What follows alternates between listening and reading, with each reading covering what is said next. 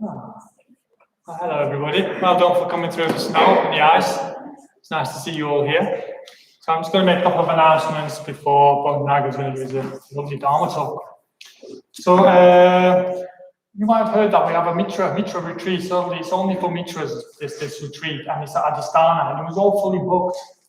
But there's places open again. There's more places that can handle more people. So we can go as a big group from Sheffield to Adhisthana on this beautiful retreat. I mean, last year, quite a few people went on it. In the last few years, it's really, I can see some hands in the room. It's really positive, really amazing retreat. And it's led by Jayagupta. So some of you might not know Jayagupta. And he's one of these people, like, for me, it's quite amazing how he's sort of molded this, like, a really good sort of working life, career, really good family, and an amazing practice. And I think part of that is that his ability to really get into meditation and really hold it all through his meditation. So he's really good at meditation and he's really good at teaching meditation. So I really recommend this retreat to people who want to deepen their practice and build more bonds with the Sangha, because he'll be going to Sheffield Sangha retreat, Mitra retreat at Adhisthana. And it will be from the 13th to the 18th of January, so from a Friday to Wednesday. So it's a good chunk of time to be together and to really take our practice deeper. And also, you can book it if you want to go on it. You can talk to more people about it as well. But if you want to book it, you can do it through the website. And you don't have to worry about where Adhisthana is, because share lists will be arranged. So you can go with other people and enjoy the journey as well, and just really connect and talk to each other on that journey. So that's an amazing experience. I wait to start the new year, really, from the 13th to the 18th of January. Yeah, and the other thing is, over this holiday period, we've got like a really packed events at the centre. So have a look downstairs in the tea room. There's a sheet with all the events at the centre, and these are winter mornings are part of it. But it will start next Tuesday night. Sangha Night talk. It's from Bodhinaga and a seasonal story. And he'll be taking shocking Buddhist ideas to Scrooge and the whole story. And it's amazing when he's been doing it every year around that, and he just brings all these new angles. And I really look forward to it. I really recommend being here next Tuesday night. And then we've got a winter solstice, and that's a really great event as well. Bring a small apple, and then you'll be like a bit of a pagan Buddhist ritual around that. It's a beautiful way of celebrating things. And yeah, just come to the winter mornings. I really recommend that way of starting the day, just with the Sangha, talking about the Dharma, and then what the rest of the day brings is always better and more beautiful. Yeah, and check this notice in the tea room as well. There's loads of events around that. With that, I'll pass us on to Bodhinaga.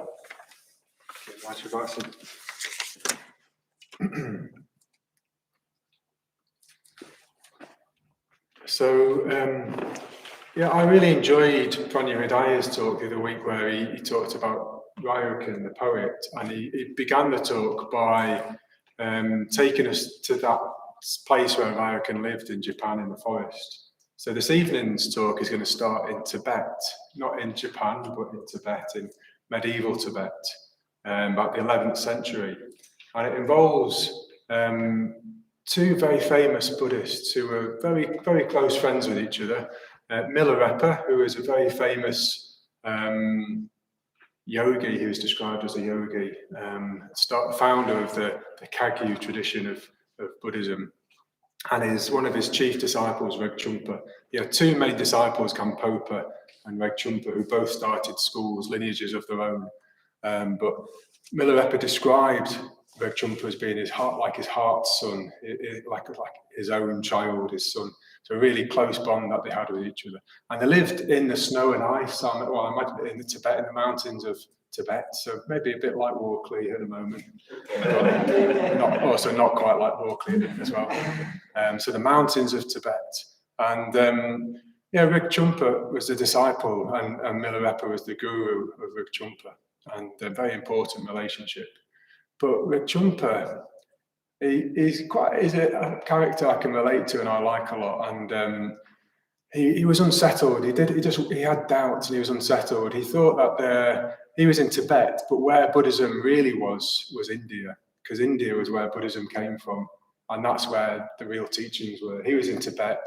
He had a Tibetan teacher, Milarepa, but actually what he really needed was an Indian teacher, and he needed to get authentic teachings from India. And anyway, it's probably how we relate to Tibet these days. We think, well, if something comes from Tibet, that's real Buddhism. But that in medieval Tibet, they thought Indian Buddhism was real Buddhism. So Rigchumpa started to talk to kind of pester Milarepa, saying, I need to go to India. I need to get some authentic teachings from India. And Milarepa kept saying to Rigchumpa, you don't need to do that, stay here. What you need to do is stay here. But Rigchumpa was really unsettled and kept asking and pestering. And in the end, Milarepa said, what can I say? What can I say, Rigchumpa? And Rigchumpa went off to India, which wasn't a straightforward thing in medieval Tibet. It would have taken him a very long time to get to India, and it would have been quite a perilous journey. And actually this, if you're interested, you might find this in the library, the 100,000 Songs of Milarepa. There's not that many, I don't know why it's called that, but it's a collection of stories about Milarepa, the 100,000 Songs of Milarepa. And so Rigchumpa goes, and so the stories continue. Rigchumpa's not there, and then he comes back again. Probably several years later, he comes back again, and he comes back with loads of teachings, Buddhist teachings from India. He's got loads of books, loads of scrolls, probably being carried by animals or servants, like lots and lots of teachings and books. And he finds out where Milarepa is, and he goes to see his teacher, his guru, and he's really, really pleased, because he's got the teachings he wanted. He's got authentic teachings from India. So he goes to see Milarepa, and he bows to Milarepa because that's the custom. But he also thinks, well, actually, Milarepa should bow to me now because I've been to India and I've got the authentic teachings. But Milarepa doesn't bow to him. That really annoys Rigchumpa because I've got the real teachings. Why isn't he bowing to me? And what he does instead, he suggests that they just spend some time together on retreat. Let's just spend some time together on retreat. And you go off and fetch some water from the river. I'll collect some firewood and I'll start a fire. And so Rigchumpa goes off. He goes off, and on his way to collect some water, he just gets completely distracted. He sees a goat. Actually, what he sees is goats mating. He sees two goats mating. And it's almost like this miraculous display, because then it's almost like time speeds up and he watches the goat give birth. And then he watches that goat grow up and give birth to another goat. And those goats give birth to more goats. And he gets completely watching this kind of miraculous display of more and more goats multiplying. Until eventually he just kind of comes out of this vision, this daydream, and remembers what he's supposed to be doing. Oh yeah, I'm supposed to be getting water for our retreat. And he can see, in the meantime, he can see smoke on the hill behind him. I think, oh yeah, there's a fire and I'm supposed to be getting water. So he hurries back. But then as he hurries back, he can smell something burning. And this thought occurs to him, those are my books that are burning in the fire. And when he gets back, that's what's happened. Milarepa is burning his books on the bonfire. And Rigchumpa is horrified and enraged and desperate. They're my books. These are my books from India, all the way from India. And Milarepa said, "Oh, well, you were such a long time. I thought you were dead. I just thought that they were useless anyway. They're not very helpful teachings. They're kind of misleading and they're not accurate. So I thought I'd just burn them anyway." But Milarepa said, "No, they're my teachings from India. These are the authentic teachings."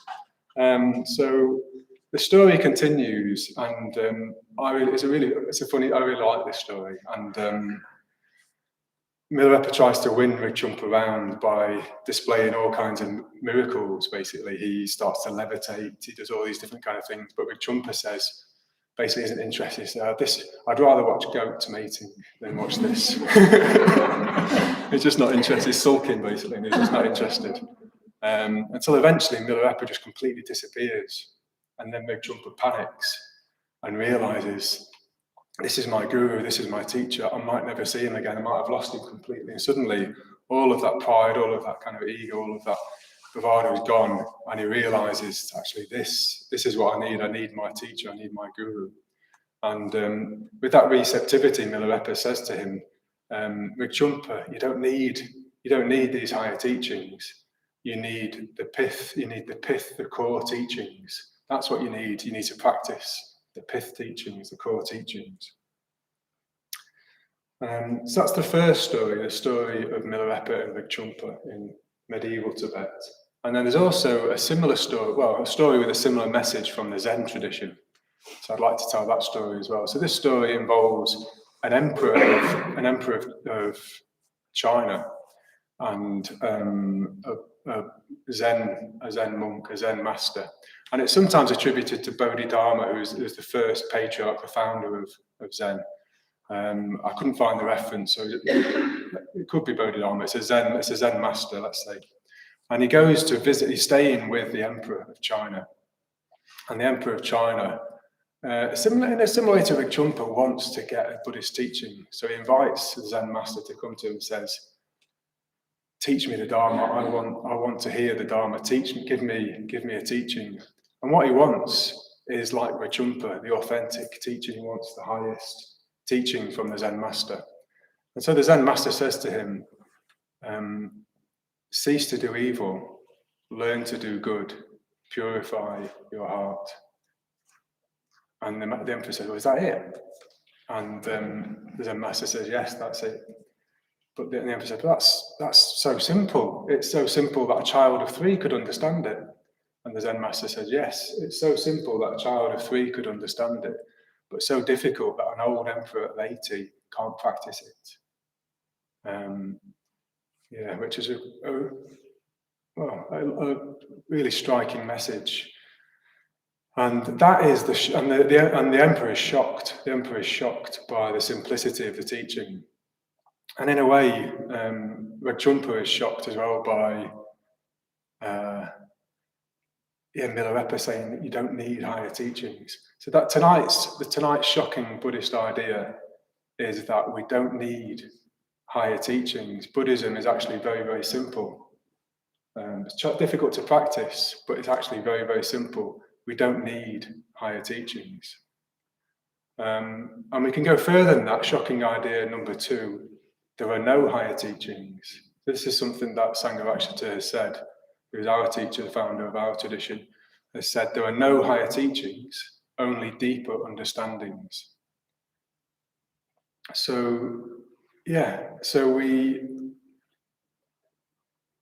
We don't need higher teachings, and there aren't any higher teachings. What we need is to take the basics of Buddhism and to practice them and to understand them at deeper and deeper levels. That's what we need.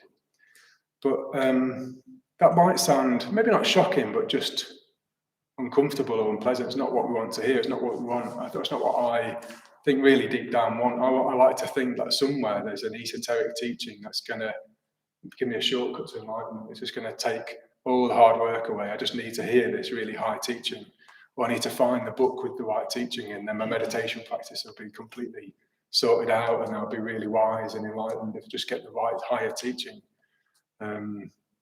But no, we've already got the basics. We've got what we need. That's it. There isn't anything else. There's no higher teachings. We just need to understand the basics at more and more deeper levels. That's it. That's tonight's shocking Buddhist idea, radical idea. And there's another phrase that Sangha has used, and it comes from a seminar on Milarepa. So some of Sangha seminars, well, he taught a lot of seminars on Milarepa stories, and some of them are collected in this book called The Yogi's Joy, which is great. And more recently, in Sangha complete works, there's more and more of his seminars have been previously unpublished, have been published. So I really recommend those, more stories of Rigchumpa and Milarepa. But he says, if there's one thing for us to take to heart from Milarepa's teaching, it's this: more and more of less and less. Concentrate more and more on those things that are simple, capable of being expressed in a few words, yet of basic importance. Make back to the beginning your watchword.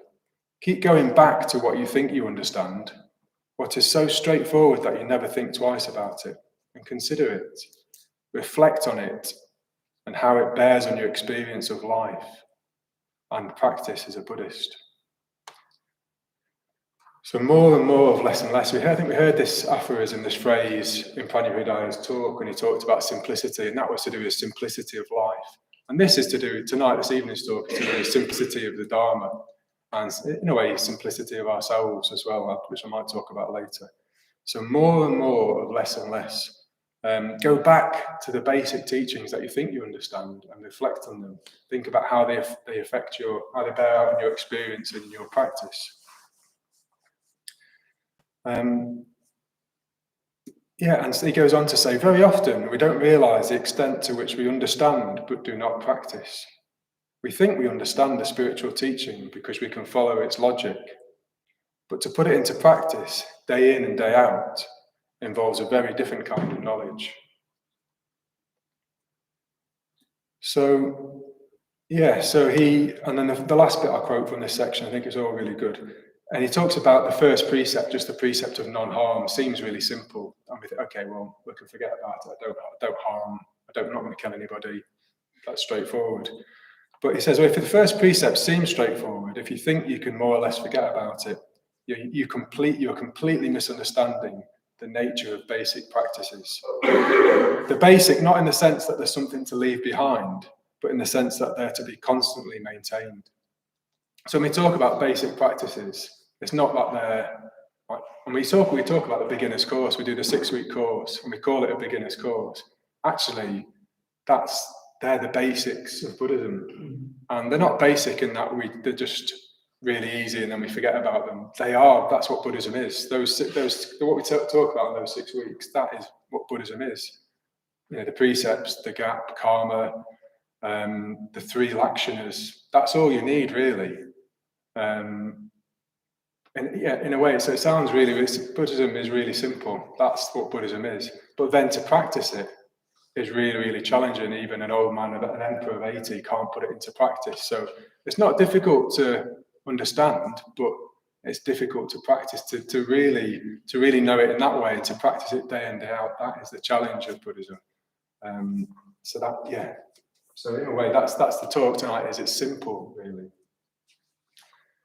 So the Buddha used a parable to describe his teachings, the ideas and the teachings of the Dharma. And the parable he used was the parable of the raft. It's a kind of simile, a metaphor. And he said, well, the challenge for us is to cross this river of dukkha, this river of samsara, and become free.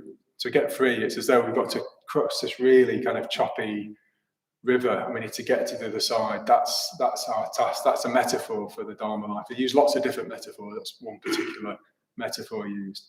And he said, to get across, we need a raft. And that is what the Dharma is. The ideas of the Dharma, his teachings, are a raft, a vehicle to get us from where we are now to enlightenment. So they're a vehicle to help us to move from where we are now to a different state, the state of enlightenment.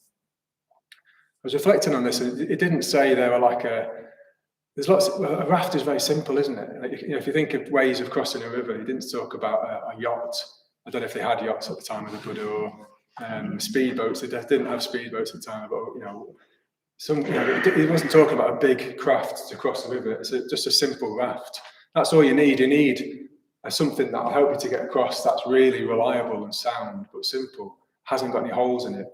And the ideas of the Dharma are like that. The Buddha's teachings are simple, but they're very, very robust and strong, and there's no holes in them. I've not been able to find any holes in the Buddha's teaching so far. I mean, if you do, let me know. I've not been able to find any so far. So they're simple but robust ideas that we can use to go on this journey from where we are now into a different state, and eventually to a state which transcends that suffering right to the other shore.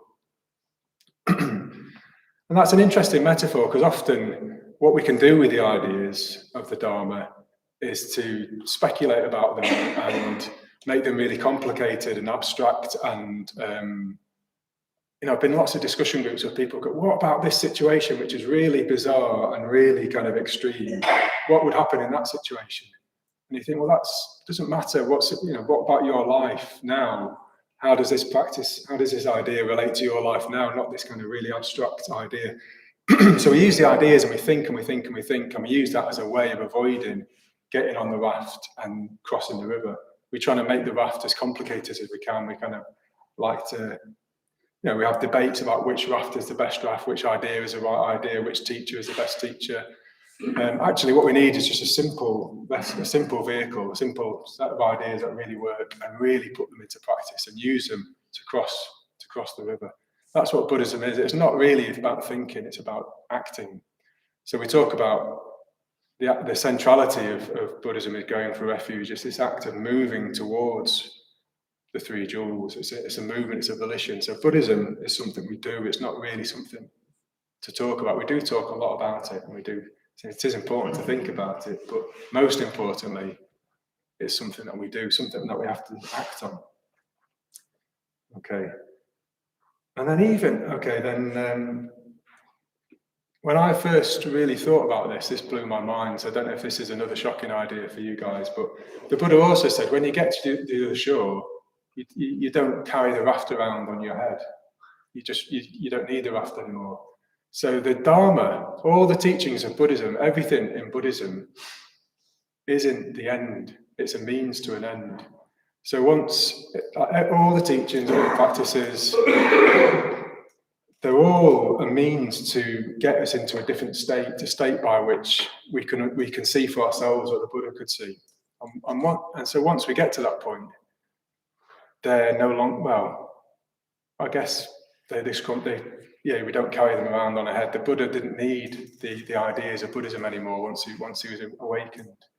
So we, like this, religions and philosophy, people cling on to their ideas, don't they? And they get very dogmatic about them, and then they argue, they even fight and go to war about them. Whereas we can put all that down because we already know our ideas are just provisional. They're kind of a means to an end. The ideas of Buddhism help us get from where we are now to a different place. They're not ends in themselves. So I don't know if I've explained that clearly. But really think about it, and when I really thought about it, wow. That's mind-blowing. Buddhism is a means to an end. Yeah, it's not an end in itself. So the Buddha used this parable of a raft. So we need really solid ideas, but simple ideas. We don't need to spend loads of time trying to construct and argue and disagree. Just get a good Dharma idea and put it into practice. Live by it. That's what we need to do. More and more of less and less. So Buddhism is simple. That's the message, and you could see this in the last months of the Buddha's life. The last year of the Buddha's life, there's a sutta that we hear extracts from on the Perennial festival in February, where we focus on death and the death of the Buddha, and we hear about how the Buddha approached his death and how he lived. And in the final months of his life, he just went round from place to place, from Sangha to Sangha. He went visiting different towns and different communities of his followers, giving a very simple message again and again. And it was the threefold path to liberation. He said there's the noble ethics, the noble meditation, the noble wisdom, and the noble liberation. So right at the start of this series, we talked about the metaphor of Plato's cave, people being trapped, us being trapped inside a cave. And all our ideas about life were wrong. And so the Buddha's saying actually there's a path that ends in liberation. It's very simple. It's a threefold path: ethics, meditation, and wisdom. So the Buddha's simplified things down to that very, very simple message. And you could see an overlap with the message that the Zen master gave to the emperor: cease to do evil, learn to do good, purify the mind, purify the heart. Does translate to ethics, meditation, and wisdom. So I think if there's something to take away from tonight's talk, it's what is the, well, I wondered about saying this, but it's basically to take the pith, I thought I would say. And it's careful how to say that, because it could, but maybe that's, if there's going to be an aphorism that is remembered for Bodhinaga. Take the pith of the Dharma, take the core of the Dharma. And what is that? What is that for you? What is a pith teaching? What is a core teaching? What is a basic teaching for you? Maybe so basic that you think you've understood it and then forgotten about it. And really take it to heart and really live by it. It doesn't need to be a lot. Just take a phrase of the Dharma, a verse of the Dharma perhaps, and learn it off by heart. And then really try and go deeper. So there's no higher teachings, but deeper understandings. And I don't know if you've had this experience where you hear a Dharma teaching again and think, wow, that's different to what I thought it was. I thought I understood that teaching, but now I realised I didn't understand it, and it seems different. And it's not that the teaching has changed, but you've changed. You're approaching it with a different state of mind, and you're seeing the teaching differently. So it's the same teaching, but you're looking at it differently because you've got a different mind. So as you practice the Dharma, you grow. You're starting to voyage across this river, and you can see the shore a bit more clearly. Maybe on the other side, it's less distant. So the same teachings, the basic teachings, seem to have deeper meanings the more you reflect on them and the more you practice. They seem to become more and more illuminated. So I don't know if I've certainly had that experience. And you might just doing the beginners, so-called beginners course again and again and again, you find that the same teachings reveal more and more, and there's more and more implications to them, and they're different to what you thought they were. So I recommend doing that again. Go and support the 6-week course, and to visit those basic teachings again and again. So for me, the verses that some of the verses I hold most dearly to my heart, closest to my heart, and let's see if I can still, if I have memorized them, let's see if I still know them by heart. The first 2 verses of the Dhammapada. And interestingly, the verse that the Zen master told to the emperor is a verse from the Dhammapada. So that comes later. And the Dhammapada is a collection of sayings of the Buddha, which are thought to, some scholars think they're some of the earliest recorded collections, sayings of the Buddha. And the very, very first 2 of those verses of the Dhammapada, for me, are the most basic. For me, personally, they are the most basic. Not in that they're just very straightforward and can be forgotten about, but because they need to be constantly maintained. They imply the whole of Buddhism in these first 2 verses. And they are, experiences are preceded by mind, produced by mind, and led by mind. If you think or act with an impure mind, suffering follows, even as the cartwheel follows the hoof of the ox drawing the cart. That's the first verse. And the second verse is, experiences are preceded by mind, produced by mind, and led by mind. If you speak or act with a pure mind, happiness follows, like a shadow that never departs. So there's these 2 quite simple, basic verses contain the essence of Buddhism, the whole of Buddhism in them.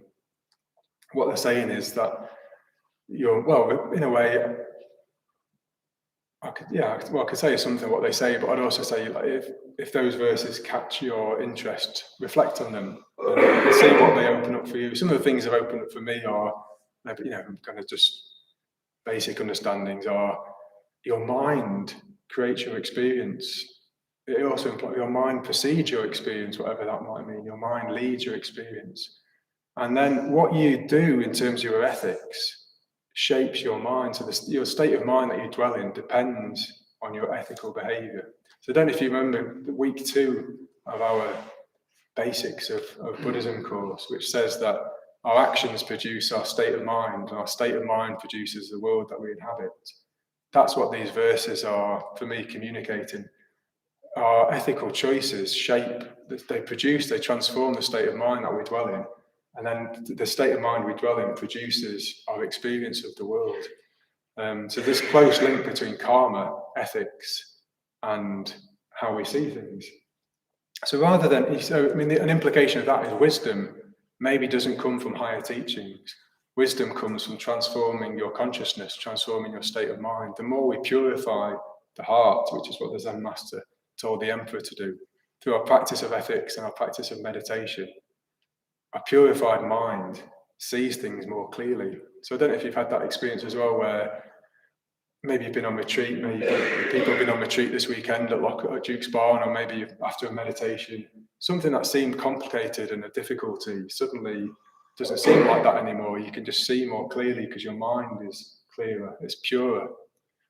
And maybe what we need to do as well is simplify our mind and simplify ourselves.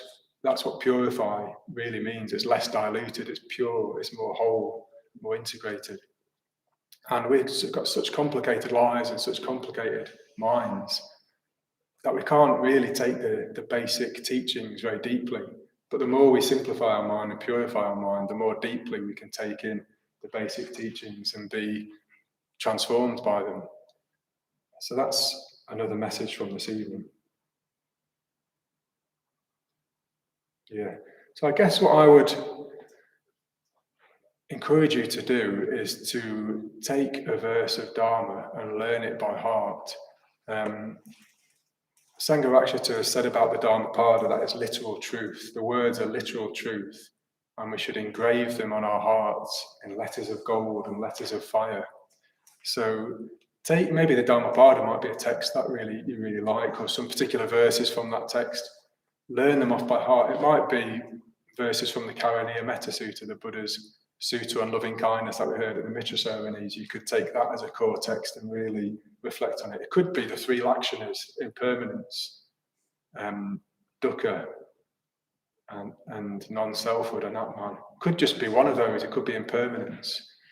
Take that teaching and that simple basic teaching of impermanence and just look for it in your experience. Look for impermanence everywhere. Look for impermanence in your mind, in your relationships, in everything. Just look for impermanence. And I can't remember the source of this. It's gone, but it just slipped my mind. But I remember Satyaraja telling me that one of Sangha Nigh's friends, it was a German translator, he talked about wisdom teachings being like salt. You don't need a lot of them. You don't need a lot of salt when you're cooking. I don't cook very often, but apparently you don't use a lot of salt. You just use a pinch, and that pinch kind of flavors the whole meal so that it's digestible and you can eat it and consume it. And the same with wisdom teachings. If you just try and cram loads and loads of higher and higher wisdom teachings, you can't really digest. You can't digest it. You can't eat it. You can't be transformed by it. What you need is just a pinch, just a little bit like salt, just a little bit of wisdom teachings, but let it kind of, I suppose our mind is the meal, isn't it? And just let that kind of wisdom teachings perfume and flavor your mind, your experience, and be transformed by that. So it might just be impermanence. Look for that everywhere in your experience and see where that takes you. It could be you memorize the 5 precepts in Pali and chant them every day, and then really reflect, what do they really mean? What does it really mean to live by these 5 precepts? Yeah, it could be a particular verse of the Dharma. So, in a way, yeah, so I'll just end by saying Buddhism is simple. There are no higher teachings. That might be a shocking revelation. But we need to take the simple teachings more and more deeply into our lives to be transformed by them. But by doing that, we become wiser. That's where wisdom lies, is in practicing more and more deeply, so that our minds change, and then we see the real truth, the real meaning of these apparently basic teachings.